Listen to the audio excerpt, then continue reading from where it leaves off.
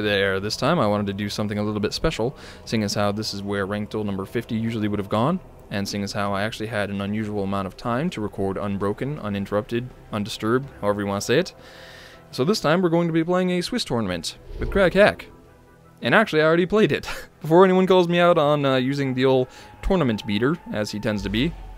I actually tried to use Frias. I wanted to. I recorded an intro with Frias, and then, as is usually the case, the game didn't remember what hero I was on in a previous tab, previous game mode, and sort of it went back to whatever I was using last in the Swiss tournament game mode, which was Crag Hack. And whenever I clicked enter tournament without realizing, I was immediately put in the tournament. You know, I was the last person to enter, so it was immediate. I couldn't cancel, so hey, it's a Crag Hack tournament. I'm going to quickly run through my cards so that you have an idea of what I have here. Aside from Crag Hack, we have the Week of the Mercenaries, 4 of them of course, Mana Storms, 4 of them. I don't have any spells, so that works out. You can get rid of the removal. And just the sort of generic Crag Hack neutral rush with some big stuff in the end. And we have 1 Stampede that I want to get rid of eventually, 2 Blood Pool, because can't really rely on always having events out, so this sort of gets that damage in when the events aren't available. Sacrificial Altar, because that is my town portal. Helps me win duels most of the time. That's what I use to finish people off, it seems. And one final tip before I get to that. If you go in your options menu, if you play a Swiss tournament, I strongly recommend unticking the hero reminder, because I have previously lost Swiss tournaments because a Haven took a really long time and I ran my timer out. If I had been able to click end turn 1 second sooner, I would have won. But unfortunately, the hero reminder popped up and was like, hey, look, you got to choose what you want to do. And of course, then the game timer ended and I didn't get that last second in. So just a quick tip there. Now let's get to that Swiss tournament. Alright, so looks like we'll be fighting first a Sanctuary. Got a couple of Infernos. This is a very balanced sort of field we got here, so not bad. Alright, looks like this is not the best start, so I'm going to mulligan that off. This is pretty good. I'm okay with that. So we're definitely going to be playing the old Dark Assassin with a little bit of backup immediately. It's always kind of risky to back it up with Serpent Fly because he doesn't have really the damage and you'd have to move him out of the way to back him up with something better. But for now, it does pretty well. Next turn, with only 2 resources, we won't be able to do a lot, but at least we will be able to summon something. This thing is definitely dead, however, so that's good. We get that 1 damage off to equal our health a bit. And we can play... Do we want something with more health? I think so. And we'll be able to move this around a little bit better. Keep him out of range of anything like a Geysirch, a Water Spout. Next turn, we have 3 resources. We will be able to play some more Shooter. And we might do that, or we might be able to play this guy if we can kill something off. Looks like we won't be able to do that. So I guess we won't be doing that at all. However, next turn we will be able to play 2 of these if we wait. So we might play this instead, this turn. And maybe we can, let's see, this will Frozen Touch me, so I don't even want to get near that if I can avoid it. However, at the same time, I feel like I need to... You know what, I'm going to back it up with this so that I can kill it next turn if I draw a buff. And the reason why I repositioned it there is because, and I'm going to prepare for that buff by the way in case I draw a Blood Pool, but I repositioned it so that he wouldn't be able to outmaneuver and kill off my Dark Assassin. I'm willing to sacrifice the Harpy if it means that I can keep my Dark Assassin alive, and at 3 might he would definitely be able to outmaneuver me quite easily. Of course, he can also place a Hypnotize and then finish me off with his ability. And it looks like he's thinking about it. Or either that, well, I'm not sure what creatures, what the stats are for all the creatures with Hypnotize. Okay, there's that. Yeah, he used his ability on that, so it's totally fine. But it's cool because this turn I get to kill off a bunch of stuff. So that's gone. And this, yeah, okay, so that's gone too. And looks like I'm gonna have to bite the bullet on the Yeah, I won't be able to finish that off. I can do 2 damage to it, however, and I'm going to do that. And we only have 1 resource, can't do much with it. But we can prepare, or we can draw a card. I think I'm going to draw a card. Might be the better idea.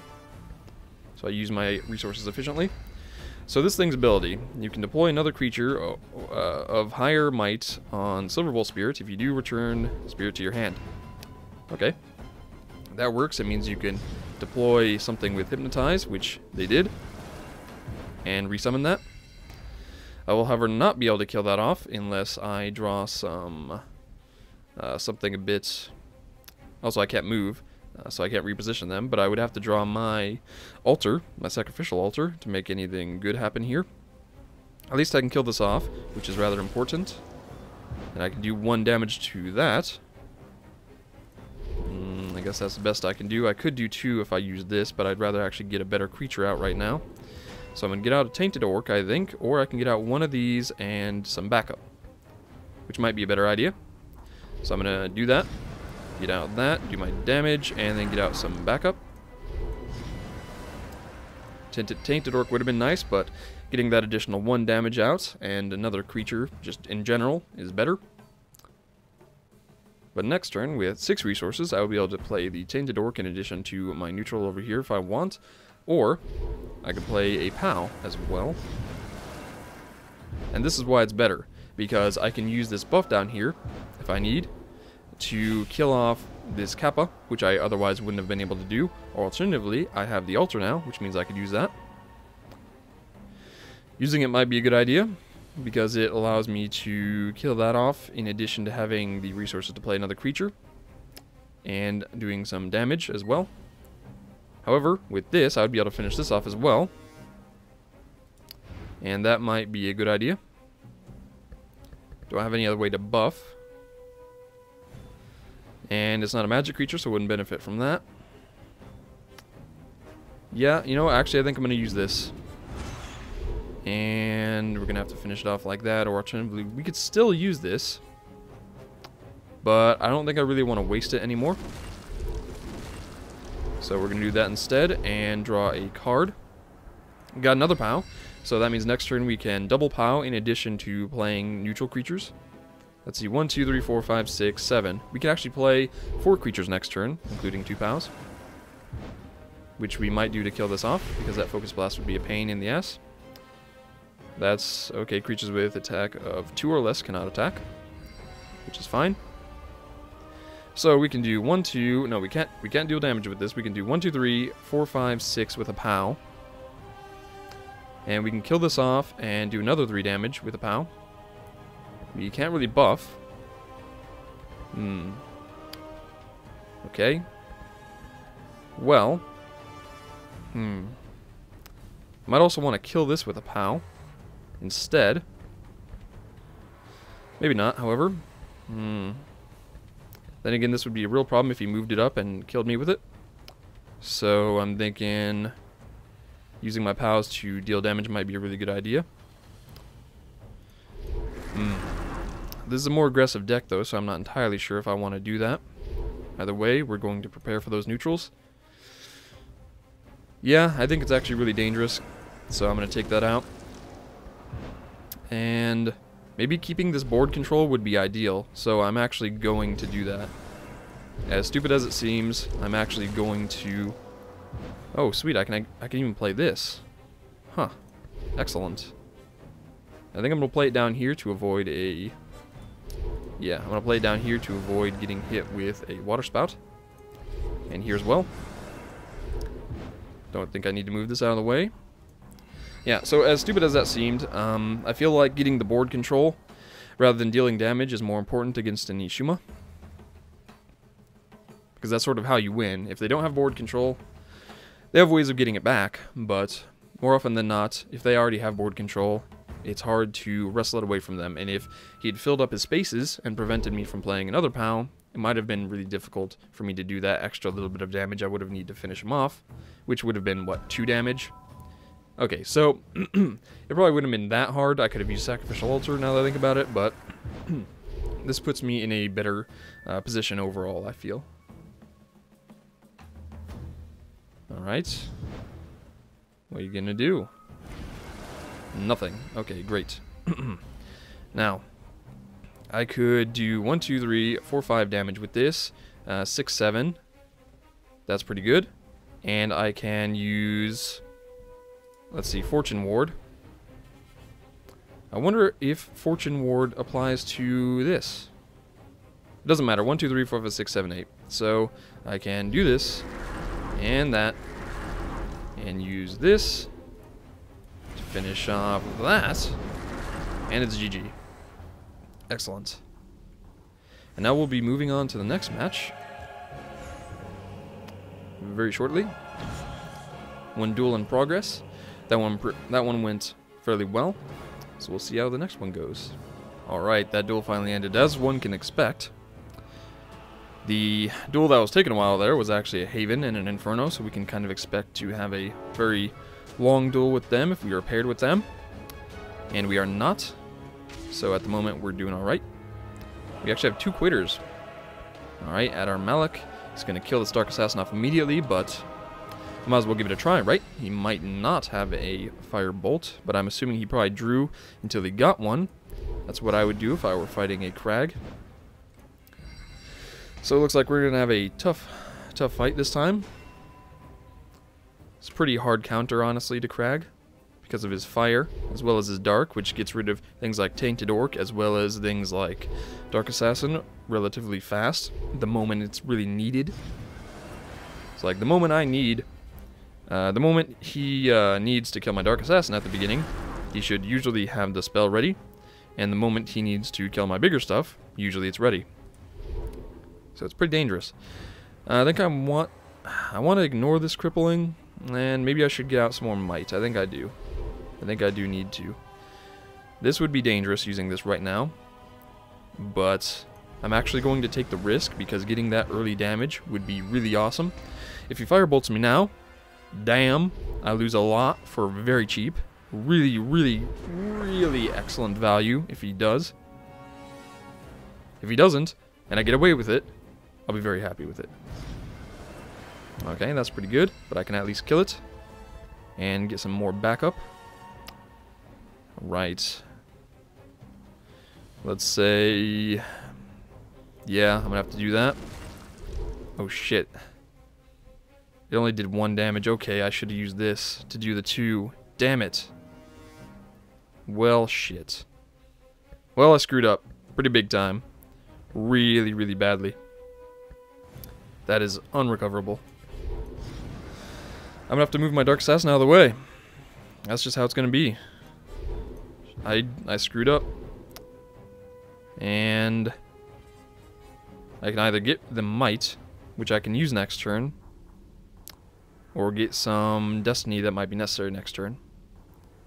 I'm gonna get Destiny, because next turn I might actually have the Fortune, but if I don't, then I might as well just use the Might, since I'm gonna be playing a 4 cost anyway, and I'll have only 4 resources. So anyway, the Firebolt came out, so I didn't actually have to worry too much about that. I mean, meh. Took a long time, and I really wish I had finished this off first, but it could have been worse. And now I can get out a big, scary creature. Now, do I want to do 2 damage with this, or get out the big, scary creature? Because I can also finish... No, I can't finish anything off. Okay, well... I'm thinking now I'm going to need to get this out. He's also not increasing his magic much at the moment, which is great. So I can kind of expect that this will survive a little bit. Do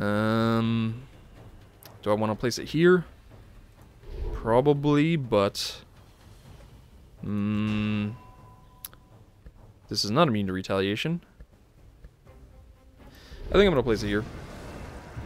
So next turn, if I get a buff, I'll be able to kill that off and do a bit of damage in the process. Not too worried yet about a fireball, or anything else for that matter, requiring a bunch of magic.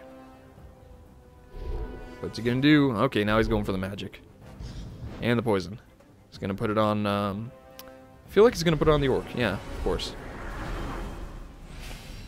Okay, so I got the buff. Do I want to use it? It would help me get the damage off, but I feel like I need more tankage now. Or do I?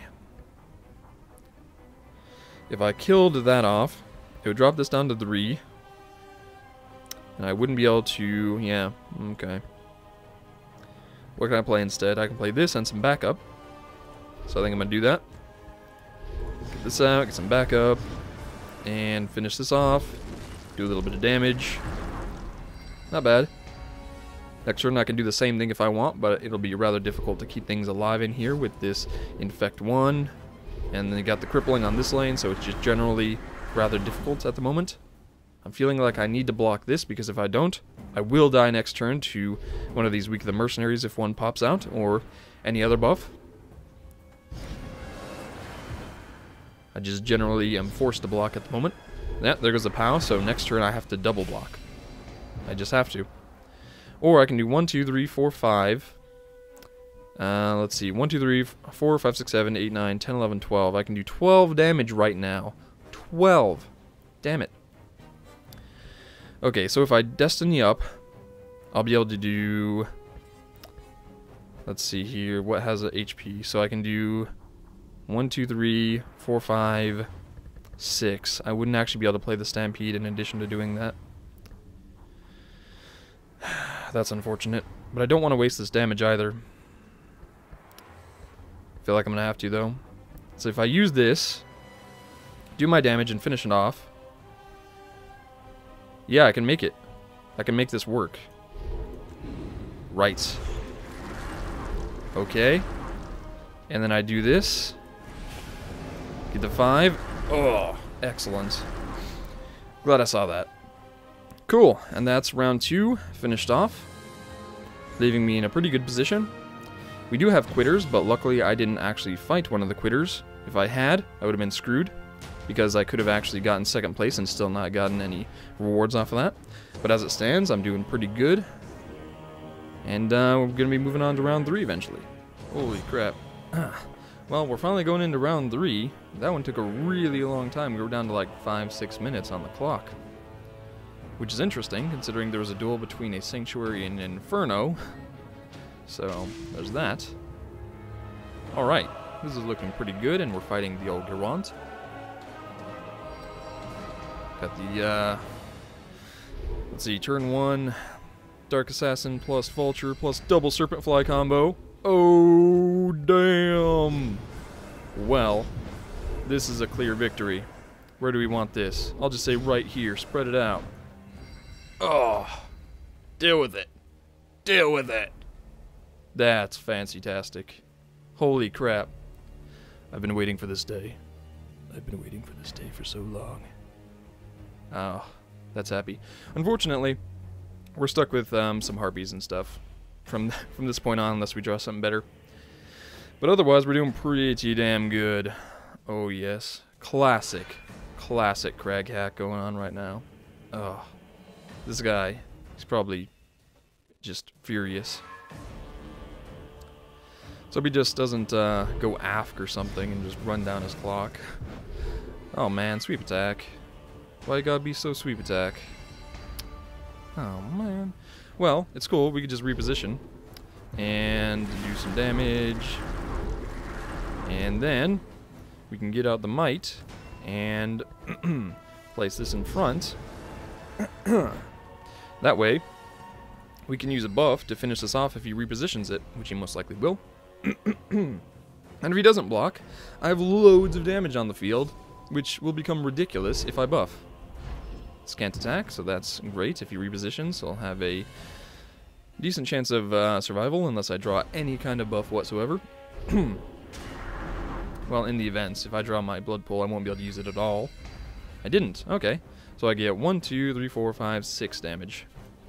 I'll take that. It's pretty good. And we can even get the Tainted Orc out if we want, or we can play 2 creatures. And I don't think we're going to be playing 2 creatures, because that would require playing stuff in the back. So instead, we're getting the Tainted Orc.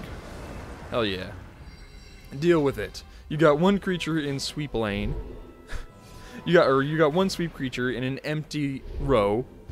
Oh, that's fantastic. Holy crap.